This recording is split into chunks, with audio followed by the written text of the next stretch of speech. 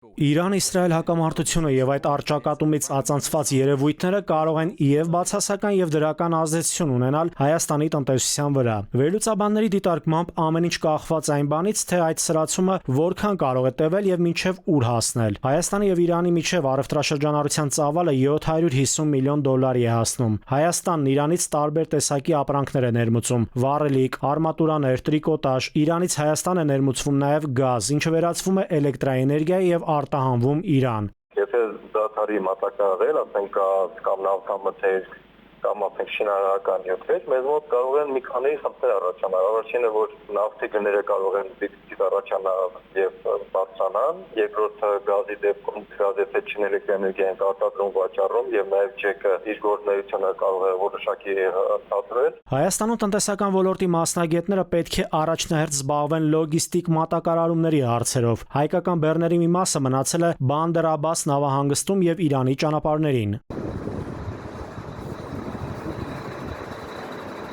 Մի շարք բեռներ կան, որոնք որ հիմա Բանդեր Աբբաս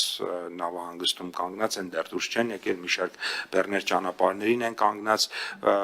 եւ բնականաբար եւ մենք արտահանման հետ կապված ունենք խնդիրներ եւ մեր ներմուծողները, որոնք Իրանից կամ Իրանի տարածքով այլ երկրներից ներմուծում են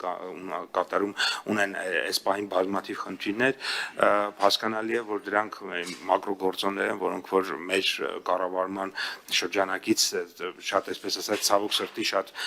փոքր չափով են գտնվում մեր տիրույթում եւ Բանդեր Աբբասի չկորցել է կամ այդ ճանապարհների անվտանգությունը մեր բեռների գալու եւ եթե նաեւ պատերազմի մասշտաբը մեծանա, դեպի Համասի, Հեզբոլայի եւ եթե Իրանը որոշի համագործակցել եւ տարածվի դեպի Լիբանան, դեպի Սիրիա, ապա ավելի գլոբալ տրանսպորտային խնդիրներ կառաջանան։ Պատերազմական գործողությունների ընթացքում Իրանից քաղաքացիների մեծ հոսք կարող է լինել Հայաստան։ Հայաստանի եւ Հնդկաստանի արտաքին գործերի նախարարները արդեն քննարկել են Իրանից Հայաստանի տարածքով հնդիկ ուսանողների տարհանման հնարավորությունը։ Այդ նույն մարդկանց հոսքը եթե տարավայրի լինի, մեր պետությունը մի չպատրաստի, որտեղ դա տեղի կունեն կապիկով, որը դեպքերում ասենք կարող է բնակարանների գները բարձրանան, անշարժույթի, վարձակալության գները աճեն, հյուրանոցների զբաղվածությունը կբարելավի, կբարձրանա, ընդհանուր մուլտիպլիկատիվ էֆեկտը